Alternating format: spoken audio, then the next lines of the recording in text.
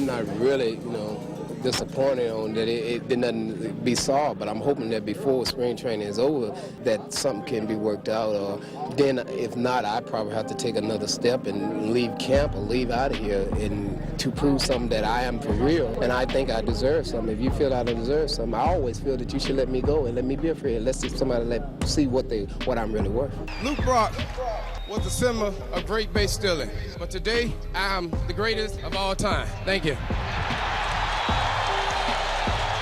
He drove me nuts. That is what legend after legend said about Rickey Henderson. Not average players, not bench guys, all-time greats, Hall of Famers, men who dominated this game for decades, and every single one of them had a Rickey story. A story that started with frustration and ended with something they could never quite explain. Because the truth is, the reason Rickey Henderson drove them crazy was the same reason he was the greatest to ever do it. I am Mason, and this is Baseball Icons. If you love stories like this, hit the hype feature and give this video some hype so more baseball fans can find it. It really does help get these stories out to people who love the game just as much as we do. Now, let us talk about what Rickey Henderson actually was. Before we get to the legends, before we get to the arguments and the clashes and the moments that still get debated today, we need to understand one thing. Rickey Henderson was not just a baseball player. He was a problem. A sustained, never-ending, professionally crafted problem that started the second he walked to the plate and did not stop until the last out of the inning. He played 25 seasons. He suited up for nearly a dozen different franchises, and in every single city, in every single dugout, on every single field, he left behind a trail of frustrated pitchers, confused managers, and teammates who shook their heads and said the same thing. There has never been anyone like him. He finished with 1,406 career stolen bases. The man before him, Lou Brock, had 938. That gap between them is 468 steals. Think about that for a second. The margin between Rickey Henderson and the second best base stealer in history is bigger than the entire career total of most players who ever made it to the big leagues. He scored 2,295 career runs. He drew 2,190 career walks, second all-time. He hit 81 leadoff home runs. And he did all of this across a span so long that if you split his career in half, each half would be the career of a Hall of Famer on its own. That is the foundation. That is the number behind the name. And those numbers are the reason every legend we are going to talk about today felt what they felt. He was also still leading the American League in both steals and walks at the age of 39. He played into his 40s in a sport that grinds most men down before they reach 35. His body did not give out. His instincts did not dull. His confidence certainly never wavered. And through every season, through every trade, through every new city and new uniform and new set of teammates trying to figure out how to share a clubhouse with a man who operated entirely on his own frequency, the production continued. That is the thing about Rickey Henderson that often gets lost when people focus on the stories and the personality. The work was real. The preparation was real. The talent was real and enormous, and sustained over a career so long that it defies easy comparison to anyone who played the game before or after him. Because here is the thing about Rickey Henderson. It was never just about the steal. It was about what happened the moment he reached base. The moment he got on, every pitcher in the league felt it. Something shifted. The air changed. The focus split. The mental game that these men had spent their whole careers building got hijacked. And it got hijacked by one person standing on first base in that crouched stance, fingertips nearly dragging the dirt, heels barely touching the ground, eyes locked on every single move the pitcher made. He was not just a runner, he was a crisis. And today, we are going to hear from the legends who lived through that crisis up close. We are going to count them down, starting with the men who felt it in the manager's office and the clubhouse, and working our way to the mound, where the pressure was most personal and most relentless. Every single one of these men was driven crazy by Rickey Henderson, and every single one of them, when the dust settled, knew exactly why. Number 6, Billy Martin. Billy Martin was not the kind of man who got rattled. He had seen everything. He had managed in New York, in Texas, in Minnesota. He had been fired and rehired more times than most people changed jobs. He loved chaos. He invited it. He built a whole philosophy around it. When he arrived in Oakland and built what they called Billy Ball, he built it around speed, aggression, and the kind of baseball that kept opposing managers up at night. And at the center of that philosophy, he placed Rickey Henderson and gave him something almost no player in the history of the game ever got. He gave him the green light. The green light meant Rickey could steal whenever he wanted. No sign from the dugout, no permission needed. Just read the pitcher, read the moment, and go. For most managers, giving a player that kind of freedom would be terrifying. For Billy Martin, it was the perfect arrangement because he knew what Rickey could do, and he knew that trying to put a leash on that talent would only slow it down. So he let him run, and Rickey ran. And Oakland became one of the most exciting teams in baseball. But here is where it got complicated. Because Billy Martin was also a man who ran a tight ship. He believed in discipline. He believed in being where you were supposed to be when you were supposed to be there. And Rickey Henderson had his own relationship with time. There is a famous story, and it captures the whole thing perfectly. The team bus was loaded, players were on board, the driver was ready to pull away, and someone called back into the facility to let Rickey know the bus was leaving. And Rickey, without missing a beat, without any sense of urgency, said out loud, "I have got to get on that bus, or else they are not going to have any fun on there." Not, "I am sorry," not, "I am running late," not even a sense that being late was a problem. Just a calm, confident observation that the bus needed him more than he needed the bus. Billy Martin heard things like this regularly. The late arrivals, the missed buses, the casual relationship with schedules that would have gotten any other player benched or worse. And it drove him to a boiling point, more than once. He gave Rickey the green light on the base paths, but the green light did not extend to the team schedule. Those two things were always in conflict. A manager who loved chaos still needed to know where his best player was. But here is what you have to understand about Billy Martin and Rickey Henderson. That tension, as real and as hot as it was, existed inside a partnership that worked. Billy Ball worked because of Rickey. The chaos that Martin invited onto the field was controlled chaos, and Rickey was the master of it. So even when Martin was furious, even when the missed bus had him grinding his teeth, he knew that the moment Rickey stepped between those white lines, none of it mattered. The man was exactly where he needed to be. Number 5, Tony La Russa. Tony La Russa was the opposite of chaos. He was charts and preparation and detailed scouting reports and a plan for every situation. He was the kind of manager who had thought 3 innings ahead before the first pitch was thrown. He liked control. He liked knowing what his players were going to do before they did it. And Rickey Henderson challenged every single one of those preferences from day one. The preparation thing came first. La Russa had heard stories, but nothing quite prepared him for walking into the clubhouse and finding Rickey Henderson standing in front of his locker mirror, completely in his own world, talking to himself, not quietly, not under his breath, out loud, telling himself that he was the best, reaffirming it, building himself up through repetition and conviction, and the kind of self-belief that made people around him uncomfortable. To La Russa, who valued order and structure and a certain kind of professional quiet, this was bewildering. It was unconventional. It was not how preparation was supposed to look. And then there were the signs. La Russa ran an analytical game. Every steal attempt was calculated.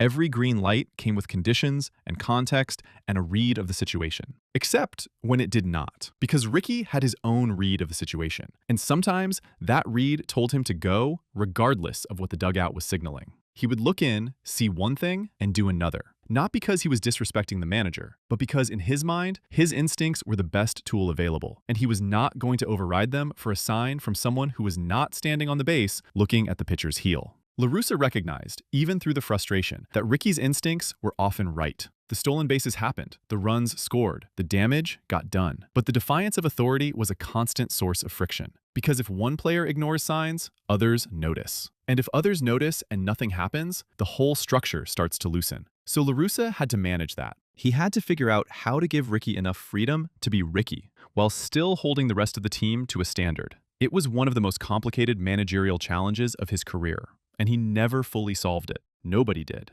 That was part of the deal. And that mirror talk, that self-affirmation that seemed so strange from the outside, Rickey Henderson went out and performed at a level that justified every single word of it, which made it impossible to tell him to stop. Number 4, Reggie Jackson and Don Mattingly. The New York Yankees in the mid-1980s were not short on personalities. They were not short on confidence. They were not short on men who believed they were the most important person in the room. And into that environment walked Rickey Henderson. And immediately, the whole balance shifted. Reggie Jackson was Mr. October. He had earned that name in the most dramatic way possible. He had stood in the biggest moments of the biggest games and delivered in ways that defined what it meant to be a Yankee. He was the face of that franchise in a way that felt permanent. And then Rickey showed up. And Rickey did not seem particularly interested in anyone else's legacy. He was focused on his own. He talked about himself constantly. He referred to himself in the third person, like he was narrating his own highlight reel. Reggie, this grated on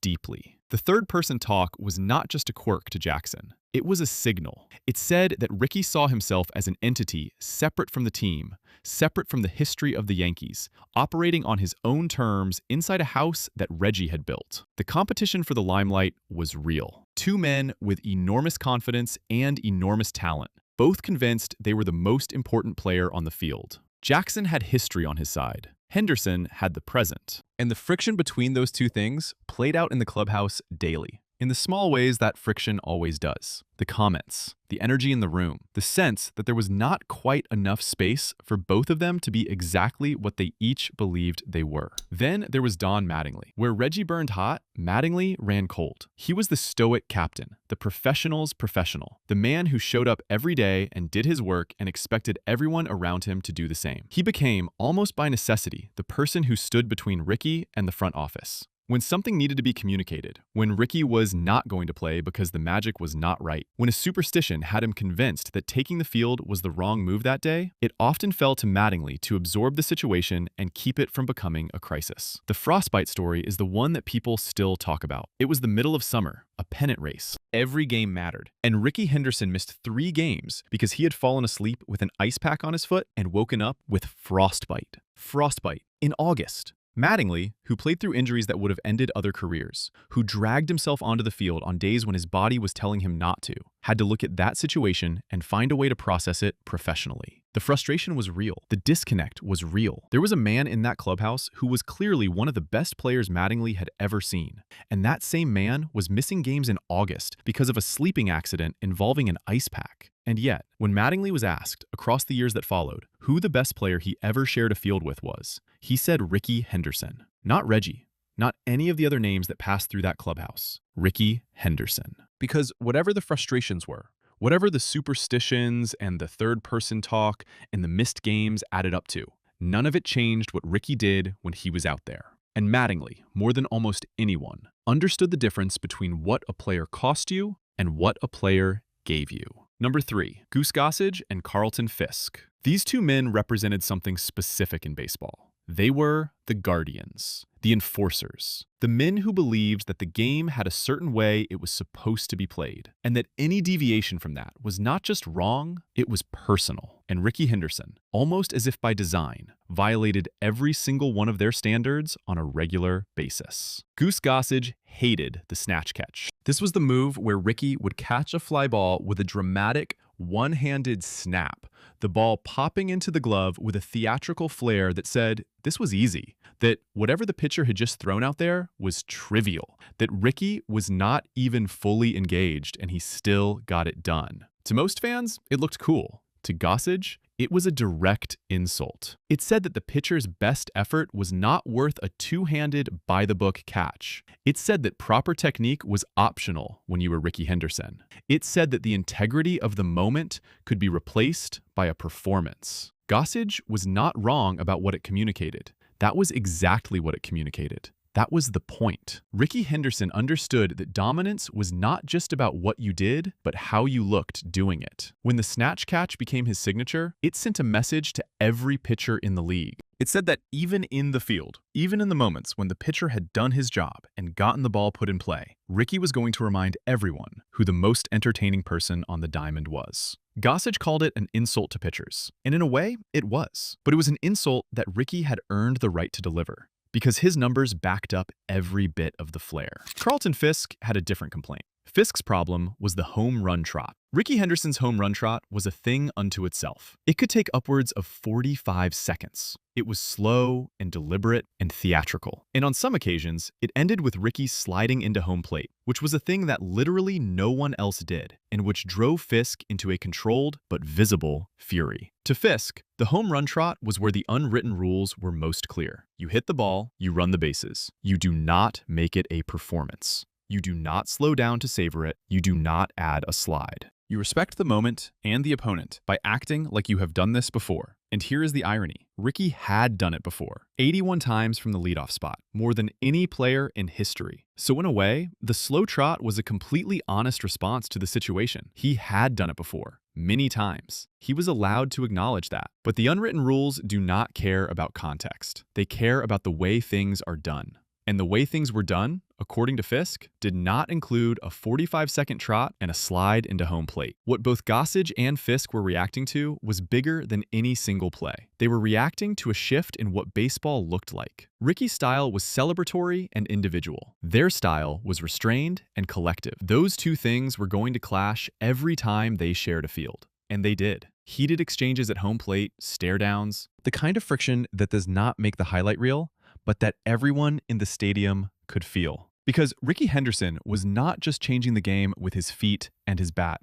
He was changing the culture of it with his flair. And the old guard felt every bit of that change. They felt it the way anyone feels when something they have spent a lifetime protecting starts to move in a direction they did not choose. It was not comfortable, but it was honest. And it was coming whether they were ready or not. Number 2, Randy Johnson. If you wanted to design the perfect matchup to frustrate Randy Johnson, you would design Rickey Henderson. Everything that made Johnson dominant, Henderson had an answer for. Everything that made hitters look small against the big unit, Rickey made smaller. And the result was a series of early matchups that drove one of the most overpowering pitchers in the history of the game into fits of wildness that he could not fully explain. Randy Johnson was 6 feet 10 inches tall. He threw left-handed off a steep downward plane that made the ball look like it was falling out of the sky. He could reach 100 miles per hour with movement. His slider was one of the most feared pitches in baseball. And the whole system, the whole physical equation that made him so difficult to hit, was built on one thing: height, the angle, the plane. The idea that the ball was coming from somewhere that human beings were not built to track efficiently. And then Rickey Henderson crouched. His extreme crouch in the batter's box did something that no other hitter in the game could replicate. It shrank his strike zone to a size that fundamentally broke the equation Johnson relied on. When Rickey was in his stance, knees nearly touching the ground, body folded down into itself, the strike zone got so small that the target Johnson was trying to hit essentially disappeared. The height advantage that made Johnson dominate right-handed power hitters meant almost nothing against a man who could make himself the size of a large child at the plate. And then Rickey refused to swing. This is the part that truly drove Johnson into frustration. When you throw 100 miles per hour, there is a certain psychological expectation that comes with it. Hitters are supposed to feel that. They are supposed to flinch, at least a little. They are supposed to make decisions in fractions of seconds because the ball is on them so fast that discipline breaks down. Except Rickey Henderson's discipline did not break down. He had elite visual acuity and a clear picture of his shrunken strike zone. And anything that did not land inside that zone, even at 100 miles per hour, he simply did not swing at. He watched it go by. He took the walk. And then he stood on first base and became the crisis we already talked about. For Johnson, who was working to find his command early in his career, this was a nightmare scenario. He could not blow Rickey away because Rickey refused to chase. He could not nibble around the zone because the zone was too small to work around. He had to be almost perfect to get Rickey out. And when he was not perfect, Rickey either walked or made him pay. The pitch counts went up, the walks accumulated, the frustration built. And Johnson, who would go on to become one of the 5 best pitchers in baseball history, had to develop and adjust and refine his craft in part because players like Rickey Henderson refused to be bullied by pure velocity. That is what the crouch did. It was not just a batting stance. It was a tactical weapon. It said to every pitcher in the league, your best physical tool is not enough. You are going to have to be smart. You are going to have to locate. You are going to have to pitch. Because I am not going to help you by swinging at something I should not swing at. Rickey accrued 2,190 career walks for a reason. He earned every single one of them by refusing to give pitchers the easy out. And Randy Johnson, more than almost anyone, felt what that refusal cost. There is also a layer to this story that does not get told enough. When Rickey refused to swing at those outside pitches, those pitches that were 99 or 100 miles per hour, but just a hair off the edge of that miniaturized zone, he was not just being patient.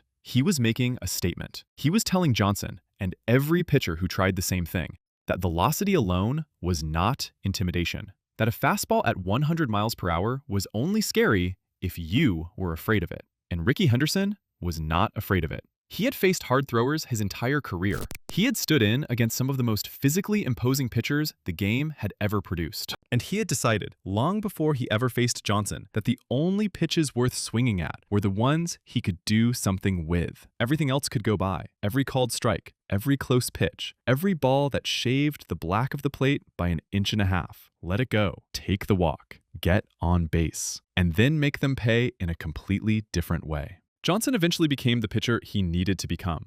The control improved. The command got sharper. He learned to work within constraints that hitters like Rickey Henderson had forced him to acknowledge existed. And the result was one of the 5 greatest pitching careers in baseball history. There is a real argument to be made that the struggles Johnson had early, the lessons those frustrating at-bats against crouching, disciplined, fearless leadoff men taught him, made him the pitcher he eventually became. Rickey Henderson made Randy Johnson better by refusing to let him be comfortable. That was the gift, wrapped inside the aggravation. Number 1, Nolan Ryan and Lou Brock. We save the most layered stories for last, because these two legends represent the 2 different ways Rickey Henderson could get inside your head. Ryan felt it on the mound, in real time, during games, in the most direct and physical way possible. Brock felt it in a ceremony, in front of the whole baseball world, in a moment that was supposed to be about respect and legacy and the passing of a torch. Nolan Ryan was the standard. 7 no-hitters, over 5,000 career strikeouts, an arm that seemed to ignore the basic rules of human biology. He was still throwing in his mid-40s at a level that made hitters half his age look foolish. He had faced almost every great player of his era. He had intimidated most of them. He had found ways to command the mound against everyone who stepped in the box.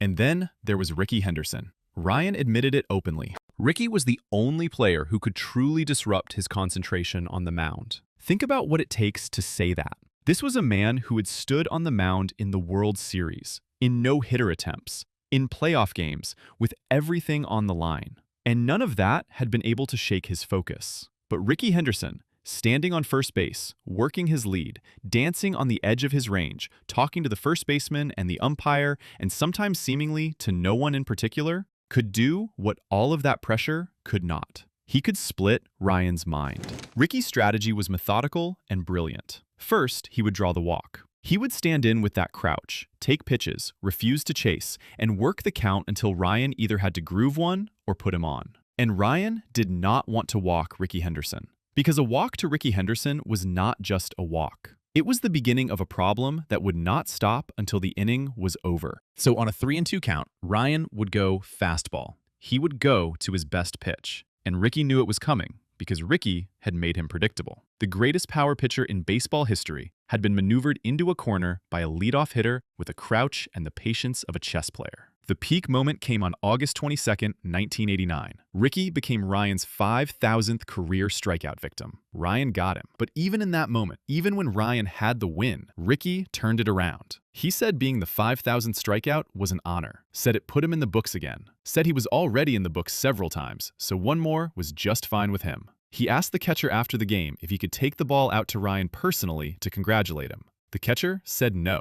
The decorum of the moment required restraint. But the ask itself, the casual audacity of wanting to walk the ball out to the pitcher who had just struck him out and hand it to him like a gift, told you everything about Rickey Henderson. He did not experience defeat the way other players did. He found a way to be the story even when he was not the winner. And then there is Lou Brock. This story requires understanding what the record meant. Lou Brock had 938 career stolen bases when he retired. That number stood for years. It was not just a record. It was a monument, a marker of what was possible. And Brock was not just the record holder. He had been a mentor to Rickey. He had taken him in, taught him, treated him like a son. The night before Ricky broke the record, they had dinner together. Brock even offered to help Ricky write his speech. He wanted to be there. He wanted to share the moment. And Ricky said no to the help. He would speak from the heart. May 1st, 1991. Ricky stole base number 939 against the Texas Rangers. He reached third base, and then he did something that no one in the stadium quite expected. He reached down and uprooted the bag. He pulled it right out of the ground, and he held it above his head like a trophy. And then he spoke, with Lou Brock standing a few feet away, with the baseball world watching. Ricky said, "Lou Brock was a great base stealer, but today, I am the greatest of all time." The reaction was immediate. The baseball establishment was furious. Not at the record, not at the achievement, but at the delivery, at the perceived lack of humility, at the man who stood in his own moment and pointed at himself instead of bowing to the man he had just passed. They called it arrogance. They called it disrespect. They called it everything Brock's grace was not. Except here is what they missed. Lou Brock was not broken by that speech. He did not feel diminished by it. He understood what it was. He said later that the comment came from pressure and the absence of preparation. That Ricky had been warned that speaking from the heart in a moment that big, without preparation, could go sideways. And it did, in terms of how it was received. But Brock also understood who Ricky was. He had mentored him. He had seen the fire and the confidence up close. He knew that what the baseball world heard as arrogance was just Ricky being completely, honestly, entirely himself at the highest possible volume. And the relationship between them did not break, because it was built on something real. Brock had given Ricky knowledge and care and time, and Ricky had taken that and built something so enormous that the gap between them became bigger than most players' entire careers. That was the tribute, not the speech. The 468 stolen bases that separated them. That was what mentorship looked like when the student was Rickey Henderson. Now, here's the thing that ties all of these legends together. Billy Martin, Tony La Russa, Reggie Jackson, Don Mattingly, Goose Gossage, Carlton Fisk, Randy Johnson, Nolan Ryan, Lou Brock. Different eras, different positions, different personalities, different complaints. But every single one of them, in their own way, was responding to the same thing. Rickey Henderson created pressure that did not stop. It did not stop when he was in the batter's box. It did not stop when he reached base. It did not stop after the inning, because you knew he was coming up again. It did not stop in the clubhouse, because wherever Ricky was, the energy of the room organized itself around him. It did not stop in the dugout, because managers had to account for what he might do next, even when the game plan said something different. Think about what that means for the opposing team from the first inning. The leadoff man steps to the plate. He crouches down. The strike zone shrinks. The pitcher has to make a decision on every pitch. Challenge him and risk a walk. Nibble and risk a walk. Try to overpower him and risk a walk. And if he walks, the game is already changing. The pitcher is thinking about him now. The catcher is setting up differently. The infielders are shifting their weight. The entire defense is now playing two games at once. The one happening at the plate and the one about to happen on the base paths. And Ricky is standing on first base, arms dangling, heels barely on the ground, watching, processing, waiting for the exact right moment to go. That moment almost always came. And when it did, the pitcher had to reset, the catcher had to recover, and the whole team had to acknowledge that despite everything, Ricky had done it again. That is the sustained tactical crisis the research describes. It was not one play. It was not one inning. It was every time he was in the lineup, every time he came to the plate, every game from April through October for 25 years. That constant, relentless, never taking a day off pressure is what separated him from every other player in history. Most great players made you work hard in the at-bat and then gave you a moment to breathe. Ricky never gave you a moment to breathe. The moment he was on base, you were working. The moment he stepped into the box, you were making decisions you did not want to make. The moment he was in the lineup card, the other manager's strategy had to account for a variable that no formula could fully contain. He talked to himself in mirrors. He framed his signing bonus check instead of cashing it. He fell asleep on ice packs. He checked into hotels under made-up names. He called the general manager and left a message saying Ricky was calling on behalf of Ricky, and Ricky wanted to play baseball. He told himself after a strikeout that he was still the best. He told the world, in front of the man he had just surpassed, that he was the greatest of all time. He was, as one writer put it, the tuning fork for the New York Yankees. When he walked into the clubhouse and said it was Ricky time, something changed. The energy shifted. The whole room resonated differently. And all of that, every bit of it, came from the same place. A total, unwavering, completely non-negotiable commitment to being exactly who he was. Not who the game expected him to be. Not who the unwritten rules said he should be. Not who the traditionalists wanted to see in their sport. Just Ricky. Entirely and completely Ricky. A man who saw his own greatness with such clarity that he did not need anyone else to confirm it, and who played every single game as if that greatness was not just possible, but inevitable. The legends were frustrated because that kind of confidence does not ask for permission. It does not adjust to the room. It does not quiet down when the old guard says it is being too loud. It just keeps going. And for the men who believed in a certain way of doing things, in a certain kind of modesty and structure and respect for the game's traditions, Ricky Henderson was a permanent, walking, base-running challenge to everything they stood for. But here is what every single one of them also understood, even the ones who complained the loudest. He was right. The numbers were right. The stolen bases were right. The walks were right. The runs scored were right. The snatch catch was earned. The slow trot was earned. The speech was earned. Every bit of the flair and the confidence and the self-belief was backed by production that made it impossible to argue with. You could disagree with how he did it. You could not disagree with what he did. Ricky Henderson drove them crazy because he was the greatest to ever do it, and he knew it before any of them were willing to admit it. And by the time they were ready to admit it, he had already moved on to the next base. Ricky was just being Ricky, and for the rest of the baseball world, that was more than enough to handle. It always had been. It always would be. Some legends never fade. Ricky proved that every single day. So which legend do you think Ricky annoyed the most? Drop your answer in the comments below, because this is one of those debates that has no wrong answer, and everyone in baseball has an opinion on it. If you enjoyed this one, subscribe so you never miss a baseball icon's story, and hit like so more fans can find it. We will see you in the next one.